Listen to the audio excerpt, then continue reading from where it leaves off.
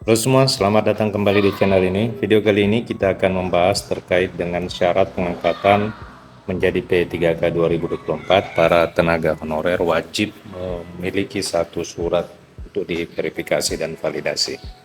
Apakah surat itu? Silakan ditonton secara lengkap video ini.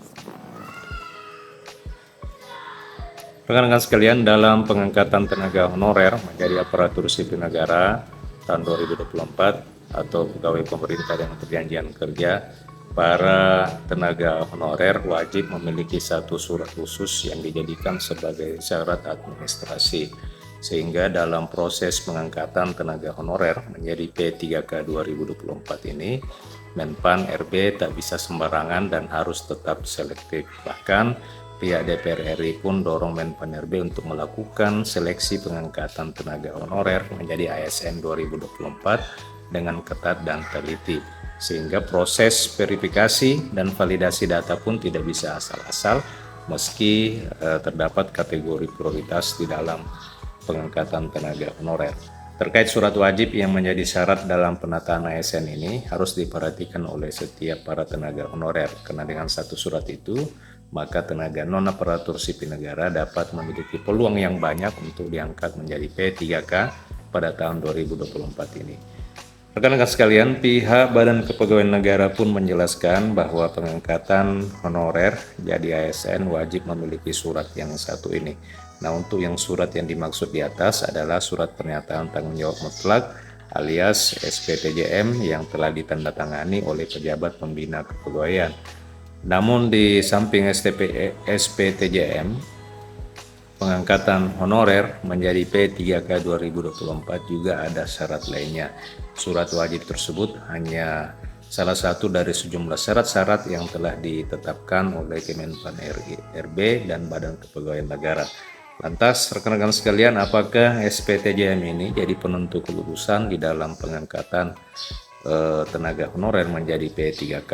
Sekretaris Utama BKN Imas Sukmayariah sebelumnya telah menyampaikan bahwa syarat pengangkatan honorer menjadi aparatur sipil negara itu tak hanya wajib pada SPTJM, namun tentu harus lolos di dalam tahap verifikasi serta validasi data. Maka dapat dikatakan bahwa penentu kelulusan di dalam pengangkatan honorer menjadi aparatur sipil negara itu harus melalui lulus verifikasi dan validasi serta memiliki surat pernyataan tanggung jawab mutlak.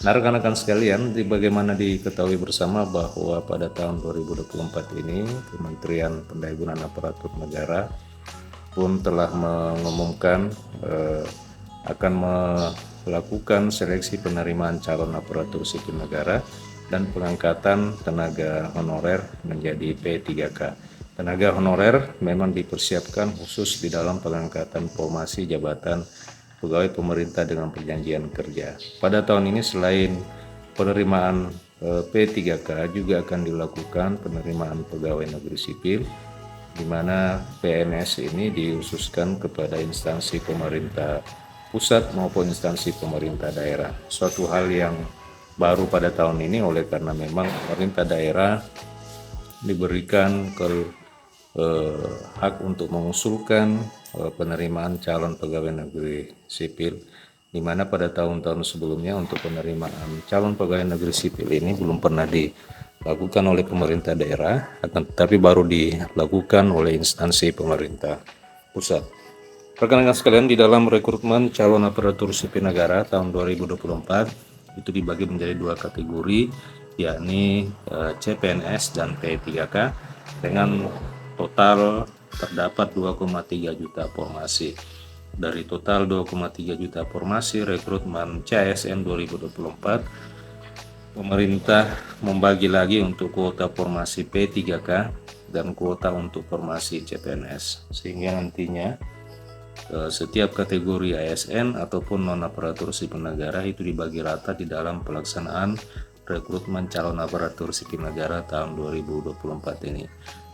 Untuk itu bagi Anda rekan-rekan pejuang ASN yang ingin menjadi CPNS, harap untuk perhatikan syarat dan dokumen yang dibutuhkan mulai dari saat ini. Begitupun juga dengan tenaga honorer atau non-aparatur sipil negara yang berharap dan menantikan menjadi P3K 2024 harap berjuang lebih keras lagi.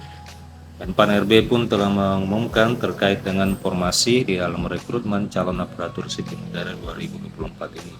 Dalam rinciannya, pemerintah telah memberikan lebih besar kuota untuk fresh graduate dibanding dengan tahun-tahun sebelumnya. Selain itu, rekan-rekan untuk para tenaga honorer pun memiliki besaran kuota formasi yang lebih besar, apalagi bagi para tenaga guru dan tenaga kesehatan.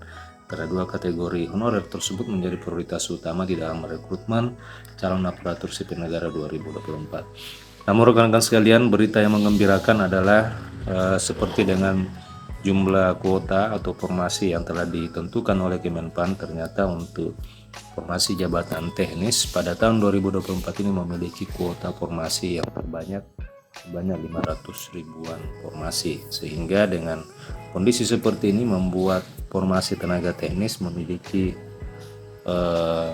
peringkat teratas, ya, menduduki peringkat teratas di dalam pengisian formasi di penerimaan seleksi P3K pada tahun 2024 ini. Tentunya semua kategori menjadi prioritas sudah ditentukan oleh Menteri Pendayagunaan Aparatur Negara.